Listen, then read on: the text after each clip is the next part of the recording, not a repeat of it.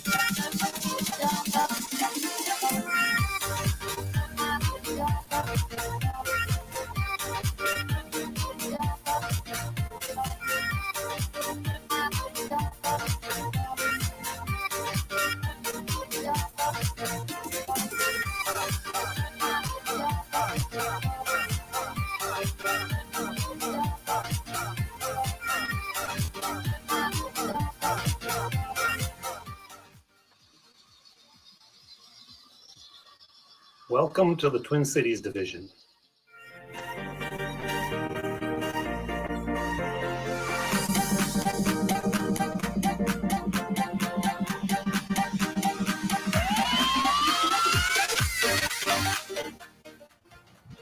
Welcome to the Twin Cities Division. I like mine better.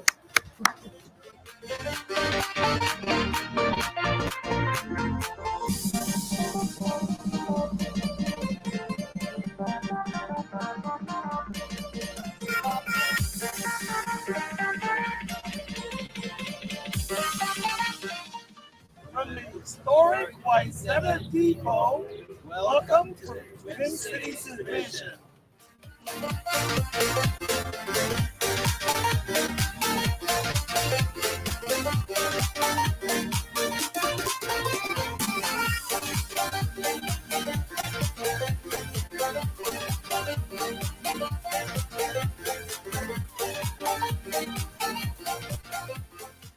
Welcome to the Twin Cities Division.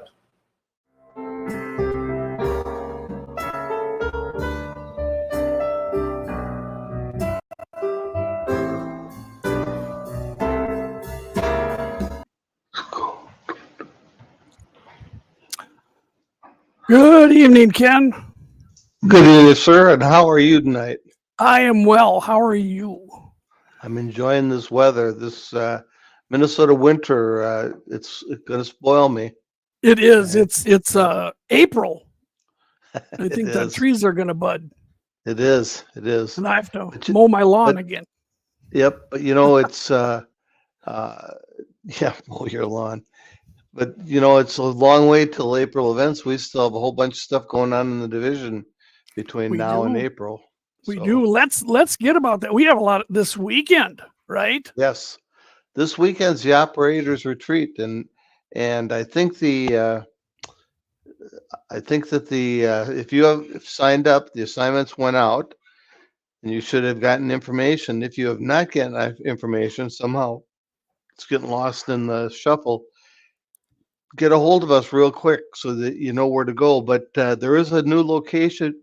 We're going to the IHOP, 2231 Killebrew Drive in Bloomington, and come early, socialize, enjoy the pancakes, and then we'll go off and you have one operation session in the morning, one in the afternoon. Right. 2 layouts for everybody, $10. Yep. Well worth it. Well worth it. Absolutely. Greg Dawson. And then our Jewel is coming up too in March. This It coming up is. fast. Yep. The Twin City Division puts on a modelers meet every year. It's interesting. We get conversations all the time saying, is this a train show? No, it's not a train show because you aren't going to have a flea market and people selling and mothers walking around with a couple kids in strollers. Is it a prototype modelers meet?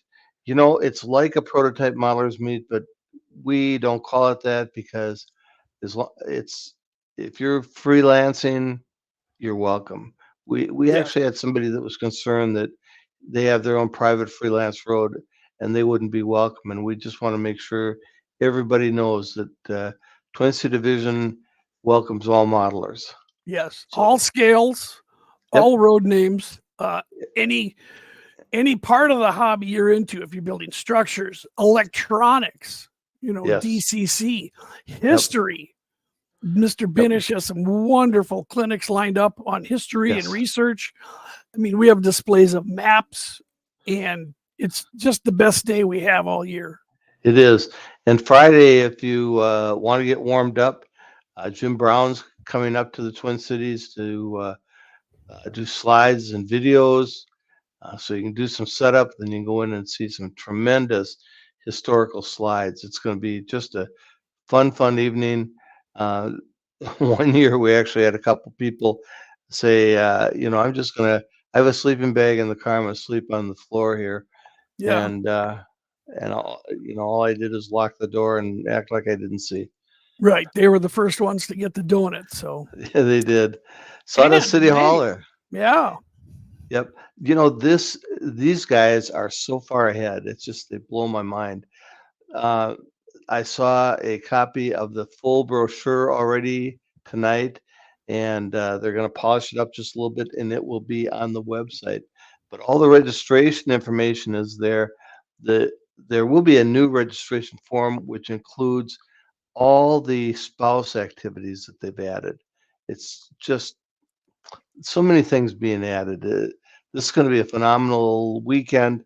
$85 for a room, and that is double occupancy. I think if you put 14 people in a room, I think they'll talk to you. Yeah. But, Yeah. But if you're all quieted, like the Seven Dwarfs, Right. who knows? When they throw you out of the bar. I don't know if bars close in Wisconsin. I'll have to find out. But yeah, there's a lot to do in that area, Eau Claire and Absolutely. Chippewa and around there. So It's hope going to be a everybody starts phenomenal signing up. weekend. Yeah, it's going to be a wonderful weekend. Clinics and speeder rides. Come on, man. When's the last time anybody here rode a speeder? Absolutely. That's going to be the coolest thing. Yep. So, and coming up Tonight we have Dan Cohen. Right. What do you want to tell us about next week? Because you've been keeping that pretty hush hush. Yeah, well, we tell a little bit about Dan while I'll get this ready here, and then we're All right. our last of the year special. All right. Dan We're gonna Cohen blow is people our board member at large for the Twin City Division, and he's been really firing up his kit building machine. He's actually getting into doing some scratch building. As you listen to Dan, you're going to find out this is not the guy that's going out and buying the $350 kits. No. Because he's more interested in building and making stuff. So very creative what he's doing. A lot of fun. He's going to bring these kits to the modelers meet or some of these pieces so you can see what he's done, ask him questions. I think one of the things that I would suggest to you is if you're saying, oh man, I don't know if I want to try one of these kits or not, sit down and talk to Dan because it'll free you up to know you can do it too. So It'll be great. It'll be great. And so we'll just go through this. Have your questions ready for Dan as we go. Yes, This is absolutely. going to be a great question and answer session. We just want to thank our friends at Scale Model Supplies and at Hub Hobby. You guys can get all the supplies and things there, paint, glues, scenery, Yep. wonderful supporters. So I'm going to do a quick thing for next week, and you guys are going to be the first to hear about this. Ooh. We have pulled off something that's above us. Okay, usually we can't get guests like this. You know, we usually ends up with guests like Joe Binish. But so next week, a special treat, and y'all better come back and you better tell everybody. We have 3 of the most amazing people in model railroading joining us. Besides Joe Binish? Besides Joe Binish, yeah. Oh, okay. More amazing than Joe Binish. And the first one who's going to join us will be Lucy Dormont. Lucy is in the Women of Model Railroading Special Interest Group. She is in charge of the NMRA social media. She's the new on the team. She's creating amazing TikToks. I know everybody talks about TikToks, but I'm a TikToker, and they're a lot of fun. It's a lot easier to make a 30-second video of your layout than a 43-minute one for YouTube, I'll tell you that. But she's going to come on, and we're going to talk about the women in model railroading and the NMRA social media. And then we're also going to have Sydney George of Batacola. And she is half owner of TSG Multimedia, the premier video creator for model trains and prototype. And she's in the Women of Model Railroading Special Interest Group, and she'll talk about TSG Multimedia and their role in social media. Her and her husband, John, are just fabulous. And if that's not enough, Ken, guess what? What? We have your buddy, Michelle. Michelle Campana, Women in Model Railroading and Colorado Model Railroad Museum executive there, is going to come talk to us about those things. All 3 of them here. You guys can have your questions ready. These ladies are amazing. They're breaking all boundaries. They're doing wonderful things in the hobby, bringing it to all of us. The Colorado Model Railroad Museum is on my bucket list. I crossed off Springfield. Now I got to cross off this museum. And then I got to, cross off dispatching the Tehachapi Loop layout, and then I'm done. Then I'm out of the hobby. I'm going to go build sailing ships in a bottle. So, yeah, that's a great lineup. So that's going to be next Wednesday. You better be here early so you get the good seats. I don't want everybody pushing and shoving. That's right. I think it's going to be a lot of fun. So the ladies are going to take over, and they will answer all your questions. So that's next week. But that's an amazing amount of energy to have in one place at one time. I don't know how we're going to do it. So, but I'll let you talk about our today we have. Today, yes, today is again Dan Cohen. Dan's our vice president at large. I don't know. So he's trying to get a hold of me, and he is going to tell us about how he's getting into building kits and what he's up to. Like I said, he's going to bring them to the modelers meet. So there'll be lots of, if you have questions about building kits, come chit chat with Dan. And that's what it's really all about, is bringing things, showing people what you're doing, asking questions, and, we'll all get smarter.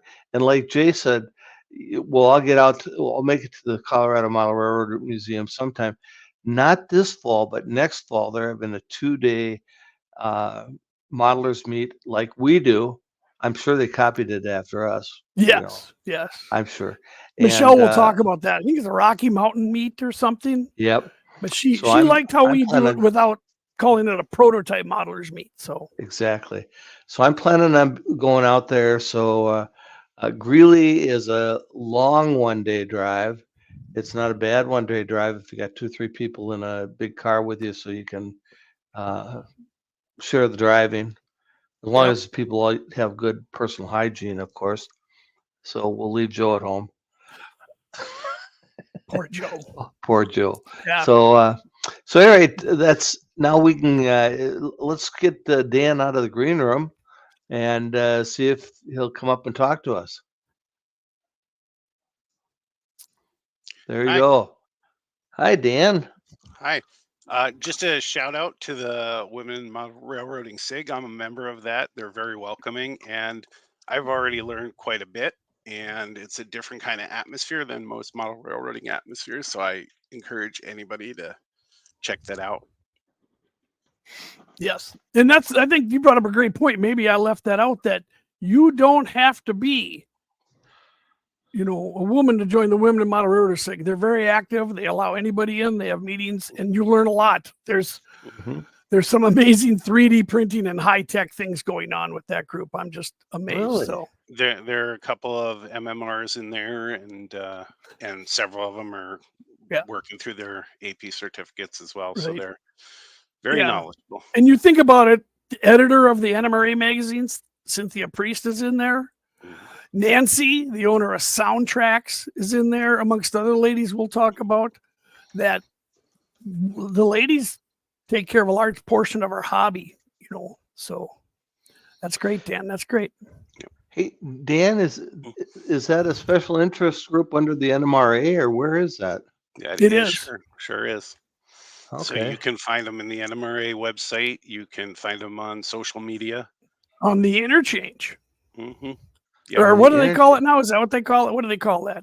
Yeah, the interchange. The interchange, which we'll have a clinic on how to join that. So I think they were going to rebrand it at one point. I don't know if they have. That was when they started it out, but who knows? Who knows?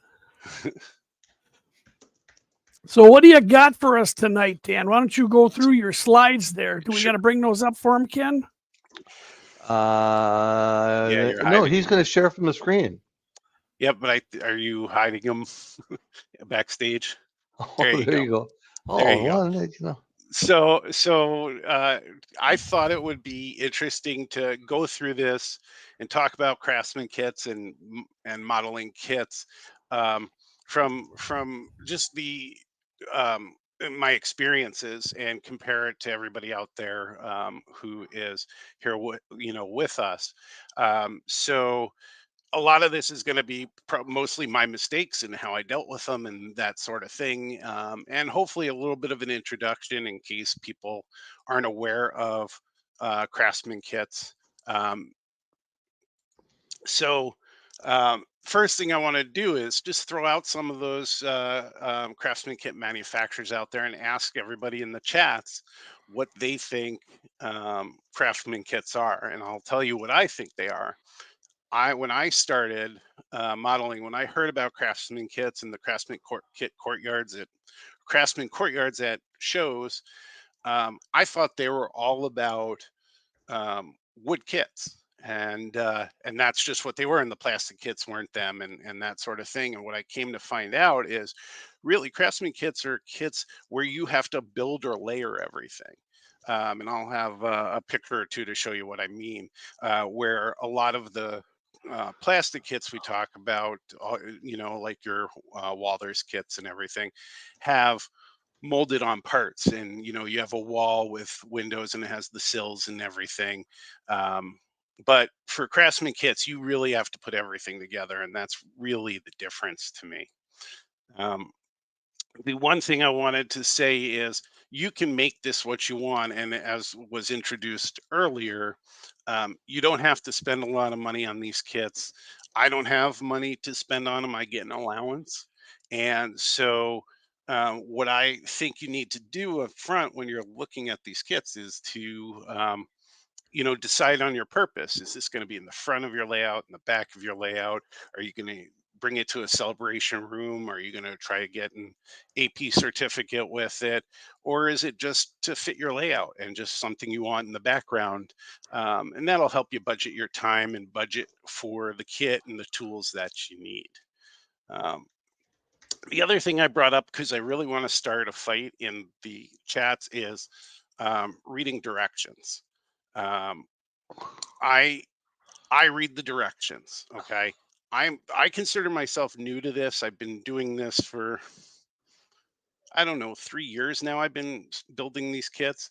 I always read the directions, and it's because what I learned along the way. So I learned that if you don't read the directions, even if you're experienced, you might, fit parts in before they're supposed to go in and cause you some problems down the road. So I want to look at how they order putting the parts together. The other thing I learned was take the advice and experience of the kit manufacturer. They've been putting the kit together, and they've been perfecting it for sale. So they may have some tips and things that'll help you, maybe some tools that will help you. And I've run into it where I didn't use the tools that they suggested, and I had all kinds of problems. Um, all of the things that you learn in the hobby. One of them for me was airbrushing, and I'm not that creative of a person. So what I like in detailed instructions are when they have the parts identification and when they suggest colors, because I can't put together colors. I can't dress myself. Apparently, my wife has to do that because I can't match things. So I Ha! rely on the instructions for that kind of thing. So I love when they have them. Um, and then the other thing I do in prepping is I'll use my favorite resource, um, which is YouTube. I consume YouTube all day long. I will look for the kit that I'm going to build, and I want to see what folks did with their kits. I want to see if they had problems with them, um, and what did they do with their own experience to maybe change the build, things like that. And you don't always find them out there. So hopefully, when I do some videos of my builds, hopefully other people will like that. But search for other people doing it, search other resources. It's just that YouTube is kind of my go-to. Um, so let me ask: has anybody put in the chat their definition of craftsman kits at all? And is it different than mine? I'm curious what other people think. Oh, I was muted. We have a box of parts was the best guess, and I think that's So from Randy down there. But yes, that's exactly it. It's a box of parts, and you've got to put them together, whether you read the directions or not. You got to find a way to put them all together. Makes Yeah, sense to you me. mentioned also that often there's layering and things involved, and that's a good point. Yep, yep. And I'll, like I said, I have a picture towards the end. I can show you where it really pops out when you have this layering and what's different than kind of molded type of stuff. So as I get building, um, I'm an impatient modeler. I'm really impatient. I see what's on the box and I want to open the box and make it just appear that way. I'm not that good. Um, so one of my things is I'm learning to try not to rush, and I encourage anybody else, from my experience, don't rush. Let the paint and the clear coats and the decal setting solution dry when it needs to dry. And I can tell you that I've never ever had a next step go well when I've rushed through a step and rushed to the next step. I've never had it go well. So um, I really think that you need to take your time with it. The other thing, and I've heard this before, and it's really true: take pictures, take video of your stuff. It's the most non-judgmental um, and best judge of your work, because you can get up close and you can see if there are flaws, if there are gaps in things, if there are smudges, if things are misaligned. And then I put this in here and I say that, everybody knows that that little warning on your side view mirrors that says vehicles may appear closer than they are. Um, or maybe closer than they appear. I'm sorry. I got that wrong in here. But what I'm saying is when you're um, reviewing those pictures, don't get critical of yourself. Most people aren't going to see that stuff. It's going to be on their layout, whether it's in the back or the front of the layout. You can pick up those little things and fix them. But if you don't fix them, they're probably going to be missed by other people. And so don't get critical of it, but use those pictures. They're really helpful. Then some other things. Um, don't get too comfortable, meaning step out of your comfort zone. You'll always see me write in all of my posts and, all my videos, just jump in. And that's been a motto of mine to get me started in the hobby. And that is just do it. And if it doesn't come out right, you have a chance to do it again, hopefully, and make it better. So jump out of your comfort zone. You can learn new skills. You can learn how to do these kits, and they can help you with the other kits. And then the other piece was when I put in here, do you have the means? Don't you have the means? Like I said, I'm kind of on a fixed income or a fixed budget, I should say, for the hobby. So I can't afford all the great tools and great kits and these big $250, $300 kits. So I work within my means.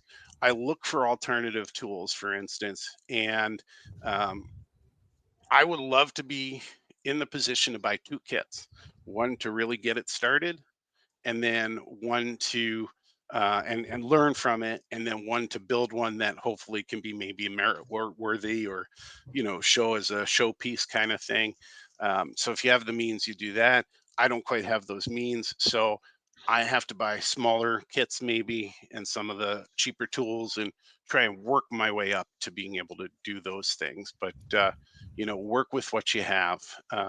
You really the last thing here is you can and I'm sorry, it's over here. Um, you can start small. You know, you don't have to buy a $250 kit. If you can afford it, great, and you want to get that on your layout and everything. But start with a small kit. Most of these manufacturers have line side details and things like that are boxes, and so they're four walls and they're a flat roof. Much easier to um, much easier to get started with, and then you can start challenging yourself. My first kit was a general store. It had a porch and things like that, but it was technically just four walls and a roof, and that's how I got started. And then I already saw some comments about mistakes in the chat. Boy, have I made a lot of mistakes, but learn from them. Check your instructions again. Yes, read them again. I've had an issue with my first build where I miscut the wood for the porch supports. And it's because I was going too fast. I wasn't reading closely, and I used the wrong template on the instructions. And so I had to come up with a solution for that. How do you, Um, how do you use the wrong template? Did they come with the wrong template, or? no, there were two templates because I believe they were the inside supports. Oh, Um, okay. and they were different size wood too. It was just me being impatient and going too fast, and so I ended up um, putting them down. I cut them nicely. I cut them right by the template, but boy, was it wrong. They were about 2/3 the size and didn't really hold up the roof. The other thing, I'm uh, very messy person in everything I do. So messy modeler too. I have a picture that you're really going to see this.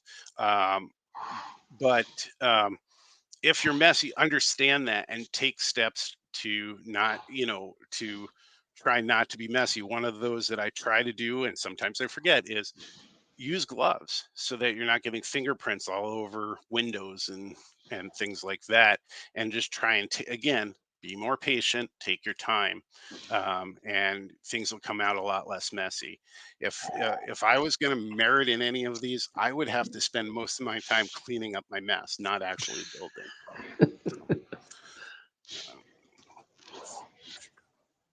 And okay, and then and I promise we're getting through here pretty quick. I'm almost done here. We can look at some pictures. But other things, you suggested tools. I started to talk about that. The grain bins that I built from the Columbia Valley models. It's a very old kit. I don't think they're around anymore. But it was a very cheap kit. It was $20. You get two grain bins. And it had like aluminum that you wrap around and everything. And it had this roof that was angled, and they were like little pizza slices. And I didn't use the glue they recommended. Boy, I went through a lot of other glues. I said, oh, I have this glue, I'll just use this. You needed a flexible glue, and because you're gonna have to make a little pizza pie out of this, but making it into an angle and have it set and everything right. And I just kept, and then I bought other glues instead of just buying the one glue. The first grain bin, the roof of that is a mess. The second grain bin, when I finally bought the Walther's glue, which is what they recommended, it smelled through the whole process, but it looked a lot better. So make sure you look at their suggested tools. And then flexible glues. You've got most of these Craftsman kits have very small parts. They're very fragile parts. They're very thin wood. And don't forget, you're going to paint that wood. Maybe you're going to stain that wood. It's going to get soft. And so you want to find some flexible glues so that when you pull stuff apart, you don't snap, break them, rip them, and that sort of thing. So it's another lesson that I learned is to look for flexible glues. And then more of a tip than anything is try different manufacturers. That's what I'm doing. I'm not really sticking with a manufacturer. I'm just trying different ones. I'm finding ones I can afford and putting them together. Nothing fits on the layout I have, which is just a test layout right now. But I'm just doing it so that I can get better at it and learn the skills. So certainly do that. And then my final recommendation is ask anybody who's a modeler. If you're stuck, ask me. I may know something, I may not, but if I don't know it, I'm still going to get you in the right direction to an answer. Ask your fellow Twin Cities division or Thousand Lakes region members. Ask an MMR. We've got a bunch of them in our division who are there to help. And then use your other things like your .io groups, your magazines, your YouTube, like I do, to help to get the help you need. People are willing to help. Most of the information you get is going to be great. Some of it may not be, but if they're telling you to use a blowtorch in the house, maybe you don't want to follow that. So with a grain of salt, they're all very helpful, and definitely in the division. I've been asking questions since I became a member, and I'm sure many are sick of me already, but make sure you ask. Real quick bonus content. My favorite tools, in case anybody asks, are going to be 1, 2, 3 blocks, because they are excellent for squaring stuff up. They're excellent weights. They're excellent for helping things glue in place. And I'll have a picture of 2 to show you as well. And then cuticle boards. They're cheap. They're sandpaper, and they do the job when you can't afford something like the Ultimation sander for $250 or $300. So those are my lessons for Craftsman kits. So if anybody has any questions, go for it. I want to bring up some pictures too, but I'll pause for any questions anybody might have. Well, there's been a lot of conversation out there. What do you got, Tom? What's a flexible glue? Can you give us an example? Walther's goo is a flexible glue. Okay. Flexible glue, but so you have working time with it. So if you find a glue that that is going to hold and takes maybe seconds or so to really dry, but then to cure, it probably takes a day to cure. That type of thing will allow you to still pull it apart. With a super glue with CA, you can pull things apart even though they're solid together while you're building the model. Maybe not the next day, but that's what I mean by a flexible glue. And where do you have a good place to locate out of production kits? If you're in the Twin Cities, Scale Model Supply has a huge row of kits that are some are going to be still in production. A lot are going to be out of production. It's a middle row on their aisles in on the side where the trains are, and they have all kinds, including a bunch of box of sticks with those Campbell kits. They have a ton, and they're by the way, very enticing to me, but I'm not ready to go there yet. Very good. See anything else on there? Okay, branch line. Did you ask that one, Ken? I have not done a branch line laser kit. I'm not actually aware of them. Okay. So if you can throw some suggestions my way or reach out to me, I'd be interested in finding out about them. Because I think we have links to like ITLA. I'll put that one up here now. They make laser cut kits. Is that, I don't know if they're craftsman kits. What would you consider them? I would consider them craftsman kits, and I'll show you. Okay. I should have a picture in here to show you what I mean by that.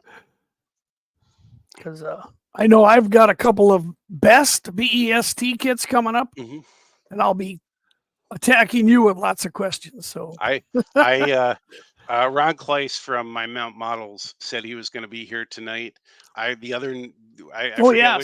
forget which show, if it was the last show, but I was trying to drop hints that he should, donate or give us some discounts or something like that, and he just kind of said, that's cool, and then I didn't hear from him. So.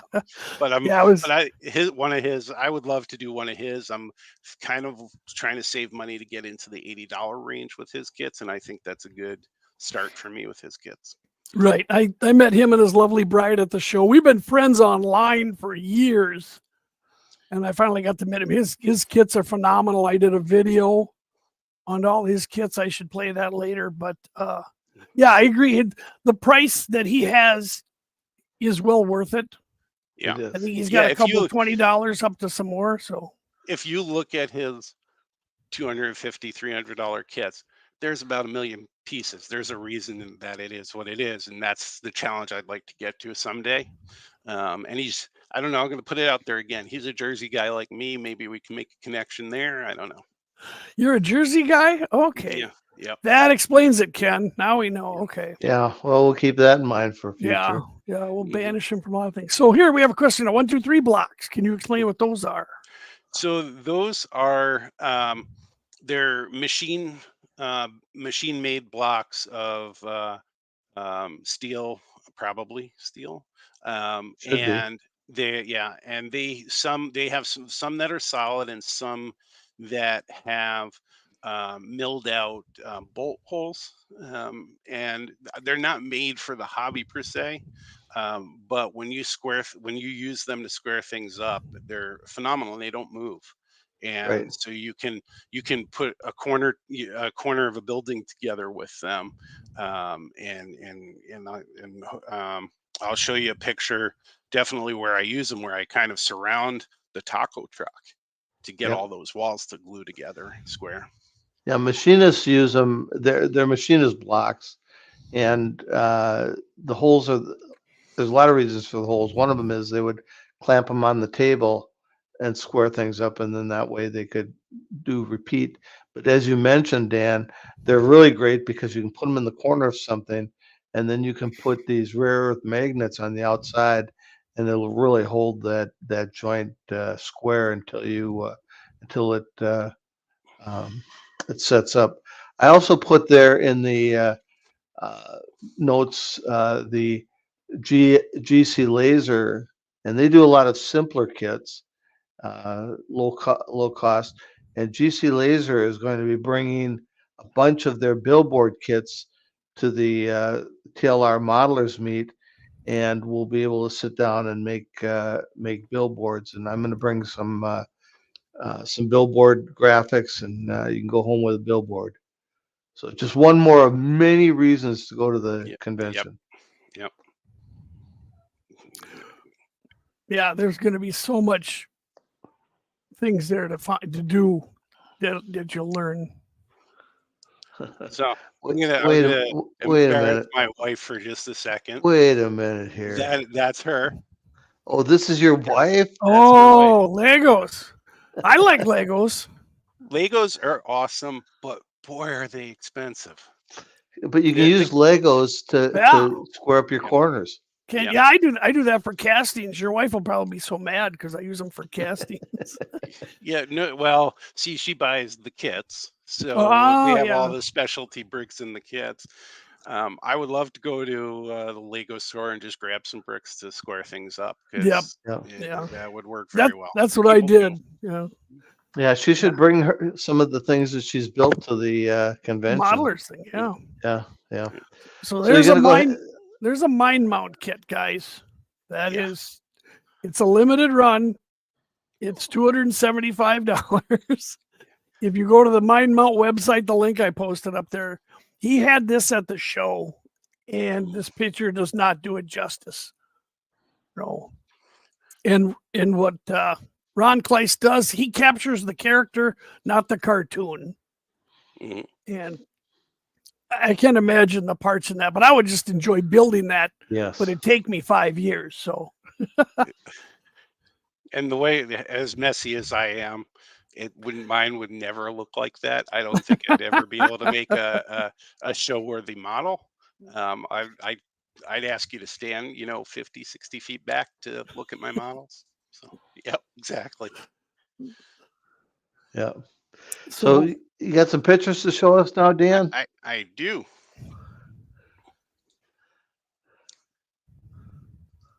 Is it All this right. one? Yeah, we'll start with this one and we'll get through some of this. And then oh, if there we we go. move over to the other ones, we certainly can do that. So this was my first kit. This was through New Tracks Modeling for the Blair Line General Store. Now, Blair Line doesn't charge you shipping, or they include in the price. However it is, it doesn't look like they charge you shipping. And for that show, they gave us a 25% discount. So this kit cost me, I think, $38 in total. And so that was really affordable.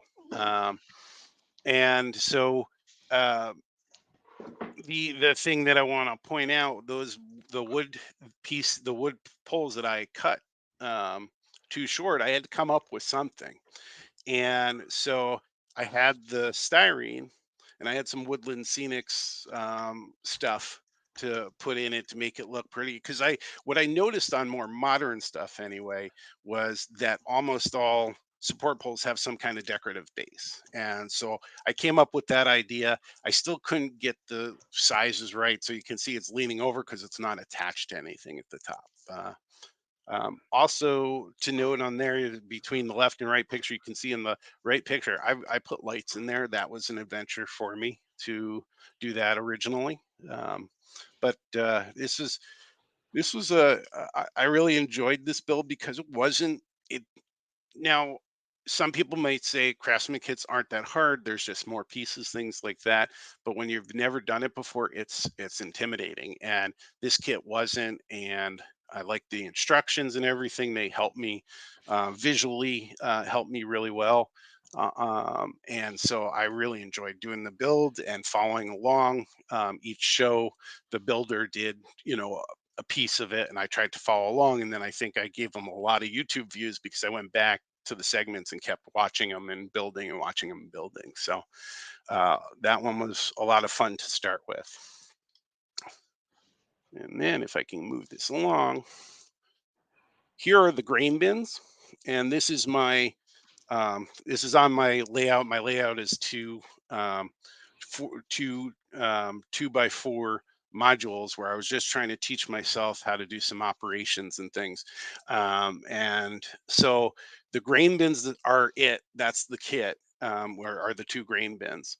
The rest of it, I either scratch built or was the stairs and the safety rungs are plastruck. The rest was just what I kind of built from pictures. But the bin on the left is the one I started with, and the reason I know that more than anything is you can see all those um, um, the aluminum pieces popping off. That's because that has like 3, 4 other glues that I use to try and do this. And then the the roof on that one, so there's a cap in the middle that you don't see here because I capped it with the styrene. Um, and that wouldn't fit in there because I couldn't get them down to where it needed to be to fit that in there snugly. So I had to go out and buy a can of spray paint to spray paint some styrene to put underneath and support it. But on the one on the right, you can see is a little tighter because I just used the Walther's glue through the whole thing and followed their directions and came out much better. Um, so that was a Columbia Valley Models kit. I got that for $20 at Scale Model Supplies, and they still, I think I'm the only one that's bought them. I think they still have 2 or 3 others still sitting there. So if anybody wants them, it's a great kit to build. They actually, by the way, they actually have a photograph in there to show you what things should look like. It's really interesting, like old time black and white photograph. This is a cigarette machine, and I won't spend a whole lot of time on this because Tom has a video out there. He already did this build. We were actually probably building it around the same time, and he put the video out. So I checked his out to see how mine would go, and I think his only criticism was my only criticism is those handles to get the cigarettes out are so small that any type of bumping can knock them off. And I think I had a little better luck than his kit, but still had them popping off. There wasn't a whole lot of instruction in these, but it was clear enough to do the model. What I really like what they do on what Interaction Hobbies does with their um, acetate is they have like tissue paper attached to the acetate to keep it in place so they can pre-cut it. And for me being a messy modeler, at least one side's not going to have fingerprints. So I really like that. Yeah. This one, I mean, you look at this model, I can hear those handles, you know. Yep. Oh, to this yeah. day, I can hear that handle going off into bowling alleys and bus stops. And it's just, And that could they were choke. starting, so for me, they were starting, well, my grandfather was a smoker, so there were always chances he was going to get some out of the vending machine. But then in my time as a kid, they started to change them over, and it started to be less smoking in public places and stuff.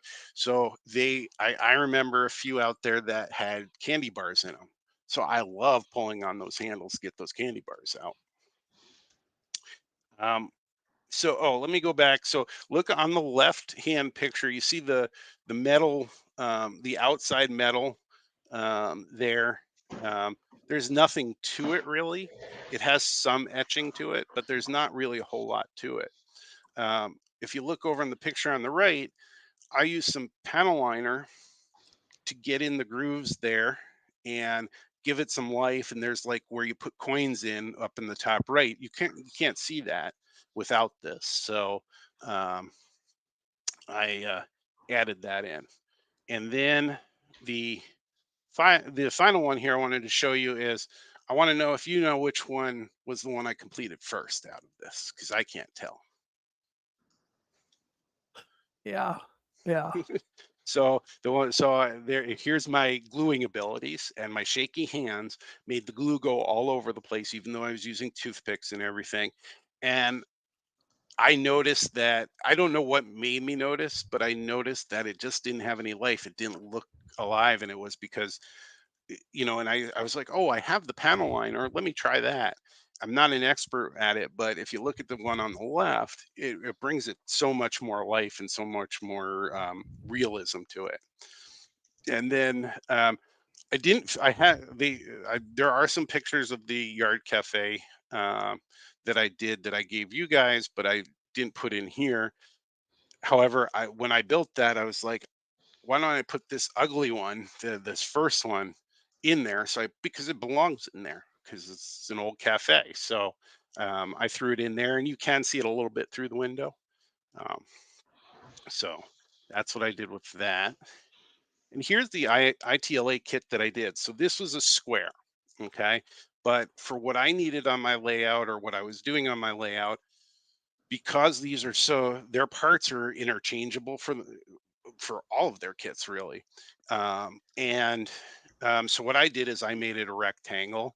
I had to build, you can't see it here, but I had to build a second roof or I think I built the whole roof and left out the one they had.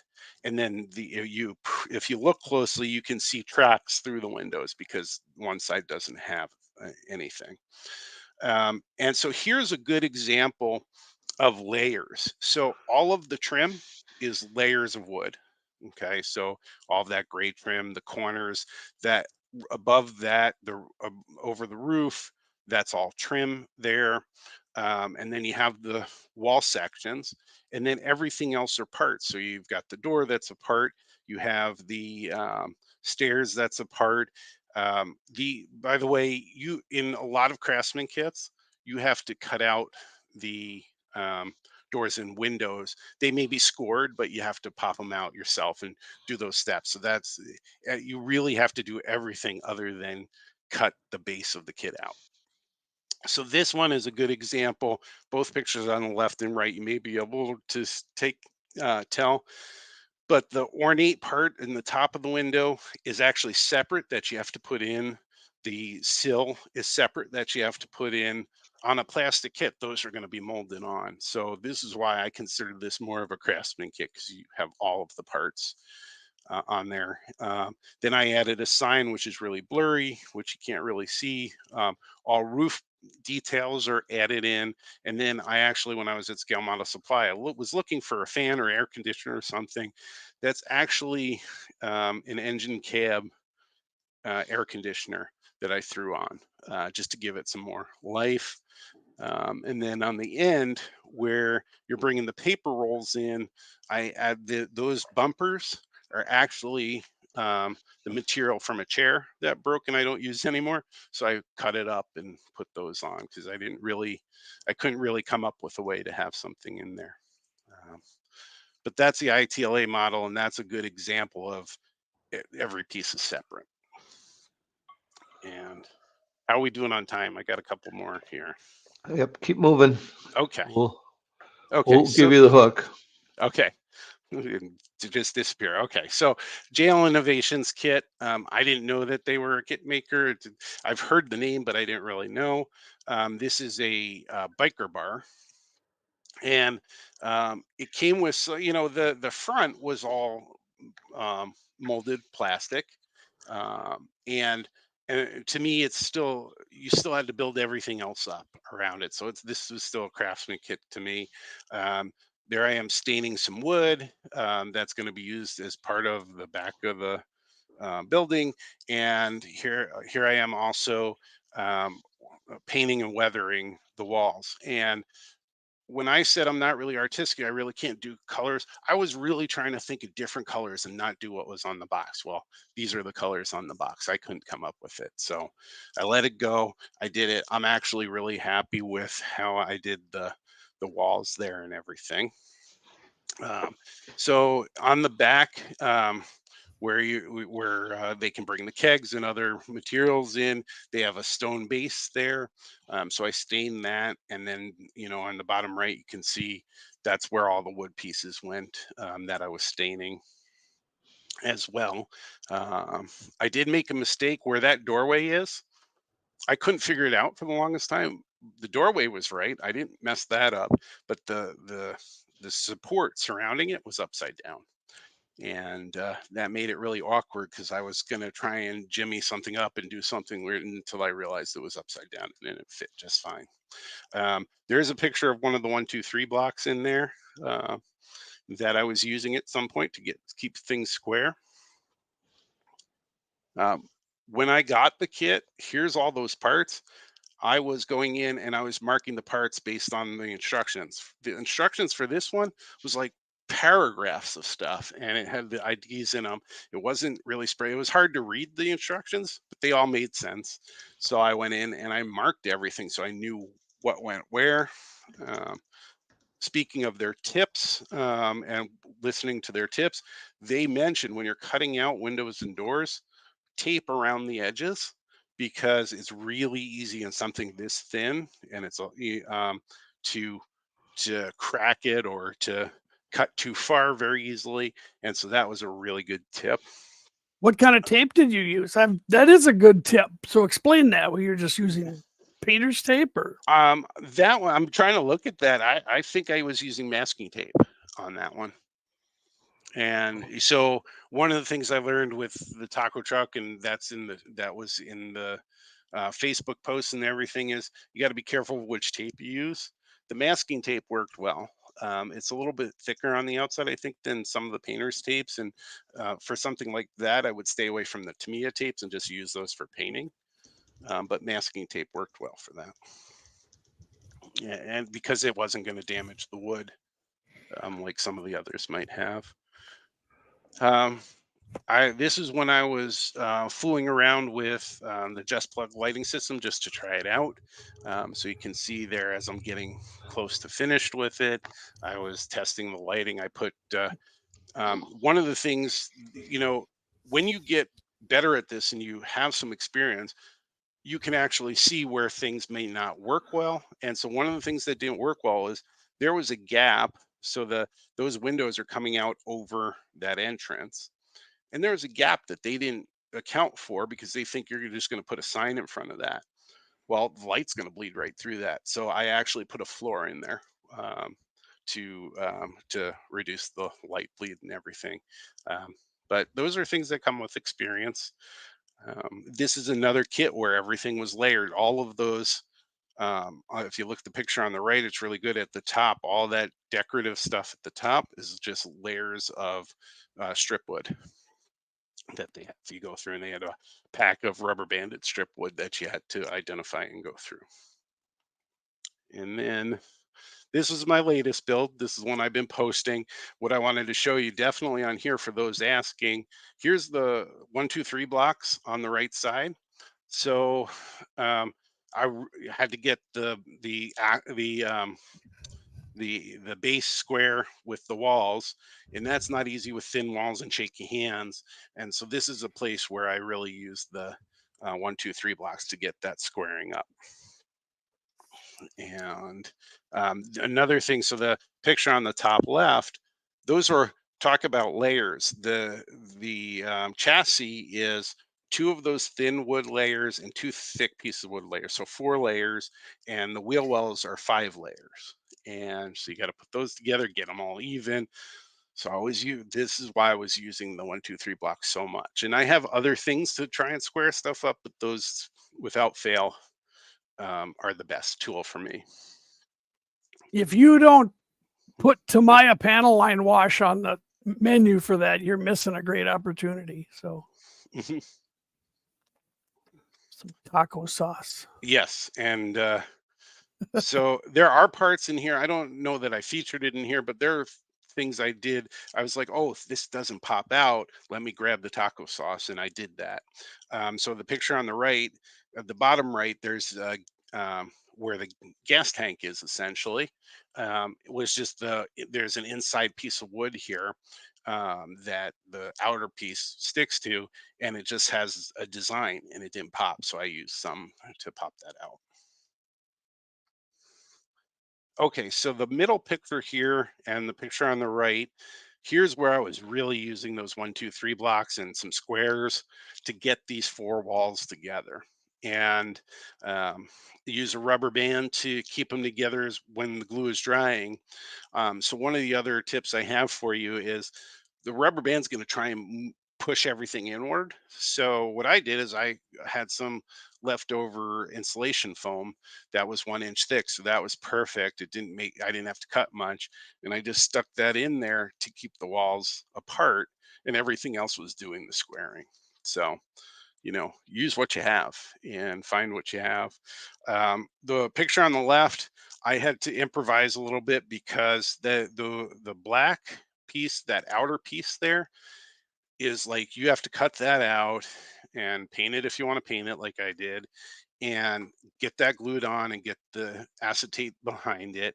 Not an easy thing. And so that's on my Bermuda carpet now. I have idea where it is. So instead of putting acetate on there, I just took a piece of the wood sprue, painted it a little bit or stained it a little bit, and put it in just as a broken window and covered that up. So improvised a little bit. I can't tell you how much little stuff is in my carpet that I can't find anymore. The other highlight here was the wheels. I used a dry brushing to get the words on the wheels to kind of pop out a little bit. Um, And this is when I pulled out. This is originally when I pulled out the panel liner, because I had William Sampson in the back of my head saying you have to put it in the wheel wells, because they were shiny, and so look much better now that way. And then more improvising, more breaking, more mistakes. This the It really was ingenious. Parts really do fit together. There's really a hole in that tire that does fit on that wood piece, the wood axle. But when I was, it was really tight on this one. So I was trying to just just gently kind of chisel it out a little bit to give it more give, and it cracked it. And so I had to pull out some plastic putty, another really nasty smelling thing, and I filled that up. And I didn't care that I was messy there, because you're not going to see that. That's on the inside. Then I got some styrene, a little piece of styrene, cut that, glued that onto the chassis, and then used the plastic weld to put the wheel on. And that's how we got to this. And those were the pictures that I had as part of the presentation. And if we have some time, for sure, we can take a look at those other ones. Yeah, we can now sure- I'm hungry. I'm hungry now, Ken. Yeah, I agree. And another shout out to my wife. The reason I got the taco truck was because my wife, she loves Mexican food, and I'm not a big fan. I'll eat it because otherwise, if she's cooking it, I have to eat it or I don't eat. But that's why I got this. Right. There's the taco sauce. There it is. Yeah, we've got some additional pictures, Dan, but I think you have shown the best of the best. How about more questions for Dan? Okay. So, hey, Dan, so how long have you been building Craftsman kits? It should be about 4 years now. I would say Okay. right after the pandemic started. That's when maybe a little less than that, maybe 3 years. Okay. And you say you're building your railroad in modules? Two modules?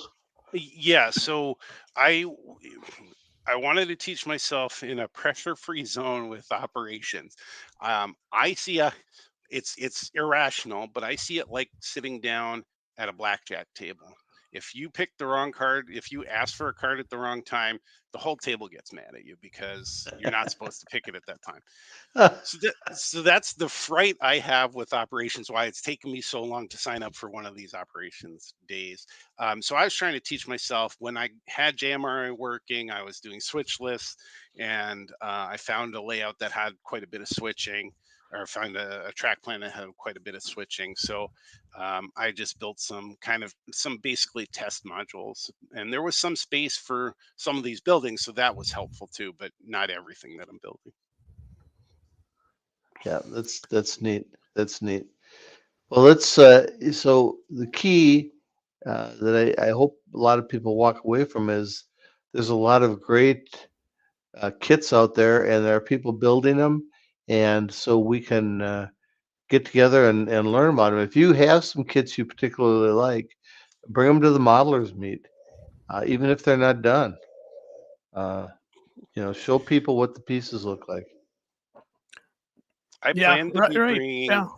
Oh, sorry. I was just gonna say I plan to bring the scratch build that I really want to get built, and that's of the station I grew up with, and it's not even close to done. But I was going to show you. I have two versions of it. The first test, and then now the second test that I was going to bring and show. Sure. Well, that's what Colin did last year. He brought his that large station at the modelers meet, and went home and finished it up and brought it to the convention and walked away with some trophies. So I wonder if he's going to have to defend that trophy, or he'll be badmouthed for a long time. He's got no competition from me. Good. Yeah. I want to see that.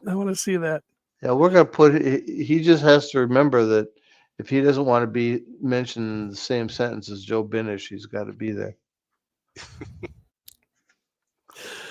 Yeah, I'm hoping to see there some of either. these there. I never want to be in the same sentence either. Yep. Yep. Hey, Jay's got an interesting question. And I think the answer to that is yes. There's been tons of plans in the model railroad hobby. I'm not sure how you'd look them up though offhand. So, okay, so I don't know. Maybe this is what he's asking, but one of my undone scratch builds right now is is a version of the Medusa cement plant that Walters put out. I didn't want to pay $50 for that, so I'm trying to find resources, certainly other than just looking at the model, to try and build the model with scratch build. So I can certainly bring that as well. But I think that's what he was asking. Sure. I know I the think Northern. like Narrow Gauge Gazette has a lot of plans. Yep. So does the Northern Pacific Historical Society. Oh yeah, yeah. I think Kennedy did that. Yep. Yep. NP, and I think there's other ones wrong. So Dan, my question is, are you thinking of getting any more tools to help you? What would you rather have? A laser cutter, a Cricut cutter, a 3D printer? What would 3D or an printers are- animation sander? 3D. Well, if I ever want to build a bridge, the sander is the best thing. But I don't want to build any bridges. Yeah. So I would love to get into 3D printing. I have been doing some CAD modeling type stuff, and I'm sending them to a family member of mine who has one to test and that sort of thing. I'll definitely need a bigger place, something with ventilation, all those good things. But that's where I would go. Um, laser cutter intrigues me too. Um, but right now I'm kind of having more fun just building what's already cut. Very good. Very good. And talking about older issues, the scale model supply has a back room with all old stuff, including thousands of magazines. And if you are in the Twin Cities and you are looking for something and you find out there's an article and you know the date and the issue, you can sit back there like I did on the floor and going through every one of them until you find the two that you need, which I did, Right. because I do want to do some. For what I want to model is the Northeast Corridor, and I want to model New Jersey Transit, but the older cars, not the double deck type cars they have now. And so I had to find an article from '95 and an article from '98, and I found them sitting back there for a couple hours. Yeah. I think that brings me up to another great resource. We talk about our wonderful clubs in the area. The Greater East Area Club, the Newport Club, has every issue of all the magazines in their library. And I've asked some of my friends who are members, hey, could you make copies of this? And they've done that. So I know there's other places out there. If Scale Models doesn't have it in their wealth, there's other places online or in our area. So Right. Yep. I would find any historical societies you can for what you're modeling. Chances are somebody's going to know something and be able to point you in the right direction. also, one more question they had was with wood kits. I remember listening to Scotty Mason all the time in his Finescale podcast, and his advice was bracing. Is that true now, or are the kits a little better? You don't have to put. No, you have to brace. It's bracing because you're when you're painting and staining. That's why you need the bracing. Okay. It does. The wood's too thin, and if you don't treat it right, and I first kit one of the sidewalls bowed in like it was a semicircle pretty much, and I had trouble getting that to work right, and there wasn't I didn't have any bracing on the side, and there wasn't bracing in the kit for that. So absolutely bracing is needed. If anybody out here watches Jason Jensen, he braces the heck out of his builds because his modeling is all about the painting and the appearance. Right. And Mike McCarville, I think, is another one or something like that. So does the bracing interfere with the interior? Not if you have the Not if you have the right size and if you plan right. Okay. I guess I'm coming from maybe more of the scratch building side. It's a little harder to do that. The hope is that the manufacturer, when they're building it, they're seeing if there's interference in the corners, if you can see them through the windows, things like that. So the braces don't have to be these super thick pieces of wood.